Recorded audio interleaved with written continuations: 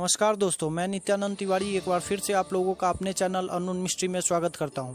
इस वीडियो में आज हम दुनिया के सबसे पुरानी अजूबे के बारे में जानेंगे।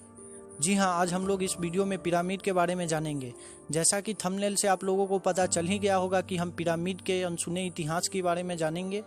तो चलते हैं वीडियो की तरफ। मिस्र के पिरामिड उस समय के दौरान बनाया गया जब मिस्र दुनिया के सबसे अमीर और सबसे शक्तिशाली सभ्यताओं में से एक था।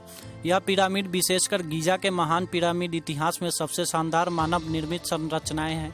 मिस्र के पिरामिड का निर्माण तत्कालीन राज्यों के शवों को दफनाने के लिए किया जाता था। यद्यपि पिरामिड पुराने राज्यों की शुरुआत में 4वीं सदी के एडी में टॉलेमेसिक साम्राज्य के दौरान निर्माण किए गए थे। पिरामिड की इमारत का शिखर बनाना तीसरे वंश के उत्तरार्ध से शुरू हुआ और लगभग 2325 बीसी तक जारी रही। 4000 से अधिक वर्षों के बाद मिस्र के पिरामिड अभी भी अपनी भव्यता को बरकरार रखते हुए देश के समृद्धि और गौरवशाली अतीत की एक झलक प्रदान करते हैं। पुराने राज्य के तीसरे और चौथे राजवंश के दौरान मिस्र ने जबरदस्त आर्थिक समृद्धि और स्थिरता का आनंद लिया। राजाओं ने मिस्र के समाज में एक अद्वितीय स्थिति मानव और दैवीय के बीच का आयोजन किया। ये माना जाता था कि देवताओं द्वारा उन्हें पृथ्वी पर रहने वाले लोगों के बीच सेवा करने के लिए चुना गया था। इस वजह से राजा की मृत्यु के बाद भी राजा की महिमा बरकरार रहती थी। जब राजाओं की मृत्यु हो जाती थी तब उनके साथ खाने पीने की चीज़ें, कपड़े, गहने, बर्तन और हथियारों को भी साथ में दफना दिया जाता था। पिरामिड के चिकने कोणीय पक्ष सूरज की किरणों के प्रतीक है और राजा की आत्मा स्वर्ग में चढ़ाई करने और देवताओं में, विशेषकर सूर्य भगवान में शामिल होने में सहायता करने के लिए डिजाइन किए गए थे। प्राचीन मिस्र वासियों का मानना था कि जब राजा की मृत्यु हो गई, उसकी आत्मा का हिस्सा, जिसे का कहा जाता है, अपने शरीर के साथ बनी रहती है। प्राचीन मिस्र लोगों का मानना था कि मरने के बाद उनके साथ दफनाई गई चीज़ें बाद में उनके काम आती है।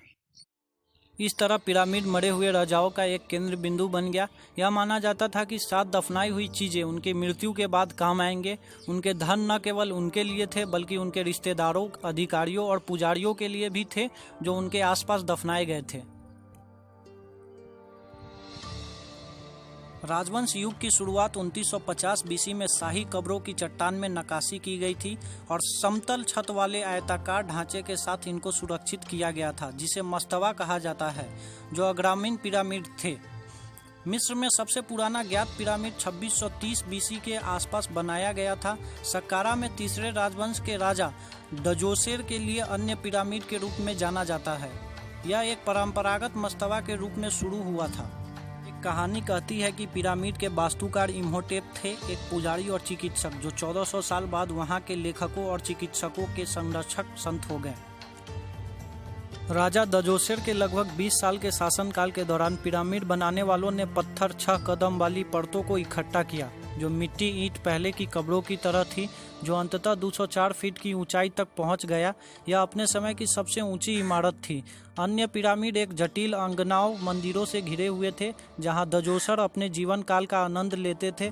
दजोसर के बाद अन्य पिरामिड शाही दफन के लिए आदर्श बन गए।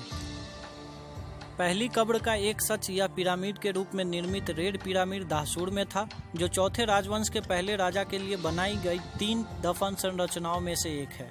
यह पिरामिड के निर्माण के लिए चूने पत्थर के रंग के नाम से जाना जाता था। गीजा के पिरामिड सबसे पुराना और सबसे बड़ा महान पिरामिड के रूप में जाने जाते हैं। प्राचीन दुनिया के प्रसिद्ध 7 चमत्कारों में से एकमात्र जीवित संरचना है।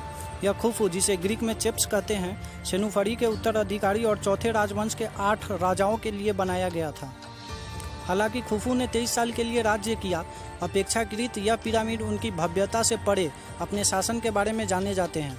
पिरामिड के आधार औसत 755.75 फीट और इसकी मूल ऊंचाई 481.4 फीट थी, जिससे यह दुनिया में सबसे बड़ा पिरामिड बना।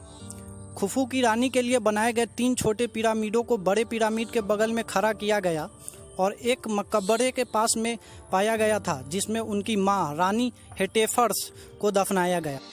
अन्य पिरामिडों की तरह खुफू मस्तबा की पंक्तियों से घिरा हुआ है, जहां रिश्तेदारों या राजा के अधिकारियों को उनके आगे के जीवन में साथ देने और उनकी सहायता करने के लिए दफनाया गया था। गीजा में मध्य पिरामिड का निर्माण खुफू के बेटे खफरे, जो कि 2558 से 2532 बीसी तक थे, उनके लिए बनाया गया था। खफरे के पिरामिड परिसर के अंदर निर्मित एक अनोखी विशेषता एक रहस्यपूर्ण मनुष्य, एक अभिभावक की मूर्ति थी, जिसे एक बिना नाक वाले आदमी के सिर और शेर के शरीर के साथ चूना पत्थर में बनाया गया था। यह प्राचीन दुनिया में सबसे बड़ी प्रतिमा थी, जो 240 फीट लंबी और 66 फीट ऊंची थी। 18वीं राजवंश में महान रहस्यपूर्ण मूर्ति की पूजा होती थी, क्योंकि यह देवता के एक स्थानीय रूप की छवि थी। कहा जाता है जब नेपोलियन ने गीजा पर आक्रमण किया था, तब उन्होंने तोप से इसकी नाक को उड़ा दिया था। गीजा में दक्षिणी पिरामिड का निर्माण खफरे के बेटे मेनकौर के लिए किया गया था। यह 3 पिरामिड में सबसे छोटा, जो कि 218 फीट की थी, और 5वीं और 6ठी राजवंशों के दौरान बनाए जाने वाले छोटे पिरामिड का एक अग्रदूत है।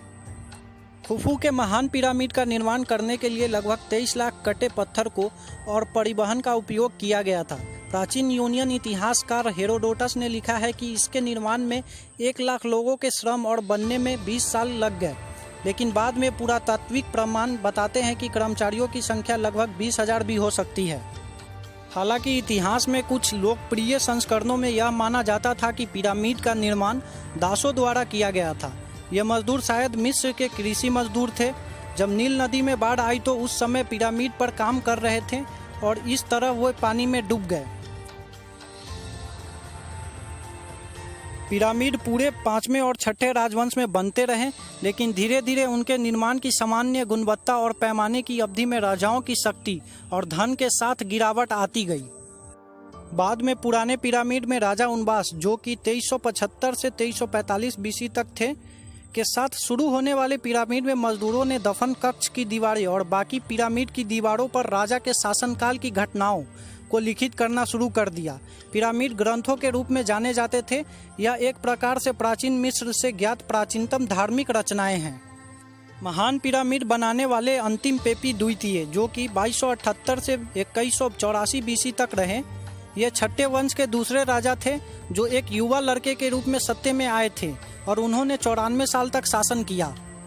उनके शासनकाल के समय पुराने साम्राज्य की समृद्धि घटती जा रही थी और फिरौन, प्राचीन मिस्र के राजाओं की जाति या धर्म या वर्ग संबंधित लोग अपने कुछ अर्थ दिव्य स्थिति को खोते जा रहे थे, क्योंकि गैर शाही प्रशासनिक अधिकारियों की शक्तियां में वृद्धि हो रही थी। पेक्की द्वितीय का पिरामिड सैकड़ा में बनाया गया था और इसे बनवाने में उनको अपने शासनकाल में लगभग 30 साल लगे। यह पुराने राजाओं की तुलना में बहुत कम 172 फीट ऊंचाई का था।